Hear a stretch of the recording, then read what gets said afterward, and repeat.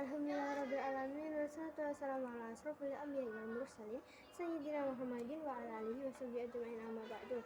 Yang terhormat kepada Abi Hanif dan Umida selaku pengasuh Direktur Pesantren Seperkan Marobani Fida, dan yang saya hormati kepada Gus Awal, Gus Amik, Neng Ria, Neng Zara, Neng Kamila, Gus Sefa, Gus Ahmad dan seluruh keluarga besar Hanifida, dan tak lupa kepada kepala Madrasah MTS SMA Al-Quran Marobani Fida, dan tak lupa kepada semua jajaran guru, dan tak lupa kepada keluarga yang ada di rumah dan teman-teman saya sayangi.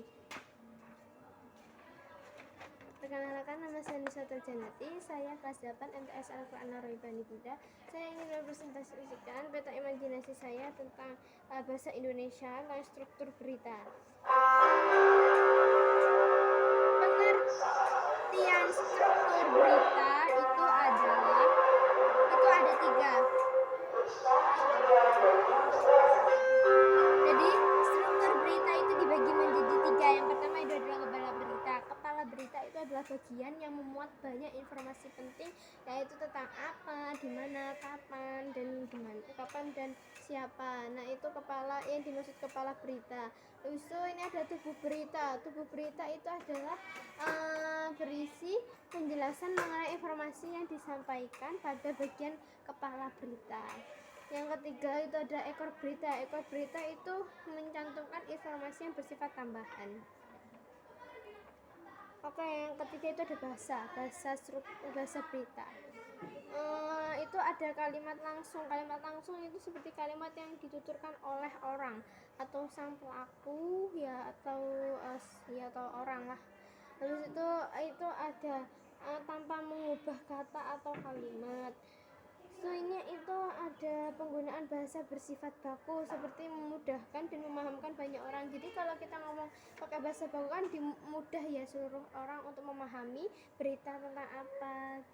Terus itu ini ada penggunaan kata-kata mental. Soalnya kata-kata mental itu menunjukkan respon atau sikap orang terhadap suatu tindakan. Terus itu ini ada fungsi pengertian tentang mengetahui di mana dan kapan tempat terjadinya. Itu yang ketiga itu ada jenis. Jenis itu ada jenis berita itu ada 5. Berita langsung itu biasanya straight news.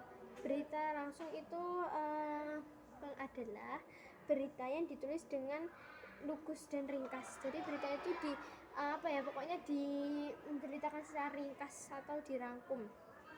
Itu berita opini.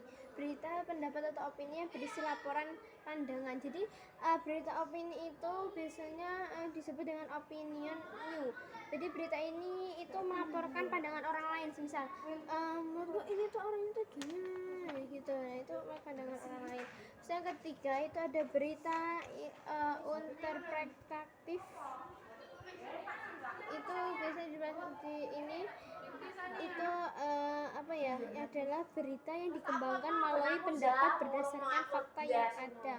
Terus itu berita yang mendalami dari suatu peristiwa atau depth news. Nah, ini berita yang keempat itu ada depth news, berita yang pendalaman dari suatu peristiwa. Yang kelima itu ada berita investigasi, yaitu penyelidikan atau penelitian. Biasanya disebutnya itu investigation news. Maka cukup sekian dari saya. Apabila ada salah kata saya mohon maaf sebesar-besarnya. Saya akhiri wabillahi taufiq wal hidayah. Assalamualaikum warahmatullahi wabarakatuh.